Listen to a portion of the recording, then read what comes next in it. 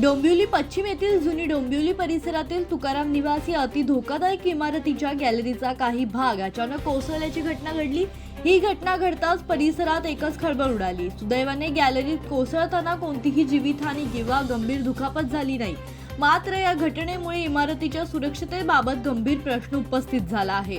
घटनेची माहिती मिळताच कल्याण डोंबिवली महानगरपालिकेच्या अधिकाऱ्यांनी तातडीने घटनास्थळी धाव घेतली। केडीएमसीच्या पथकाने इमारतीतील वास्तव्यास असलेल्या 7 रहिवाशांना सुरक्षितपणे बाहेर काढून संभाव्य धोका टाळला।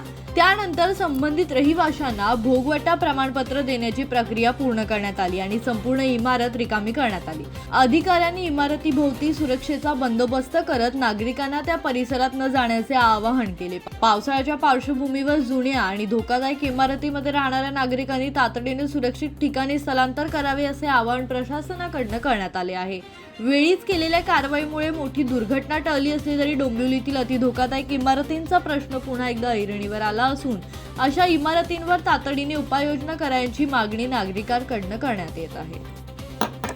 अशोक राहुल कांबळे, जनशक्ती कल्याण।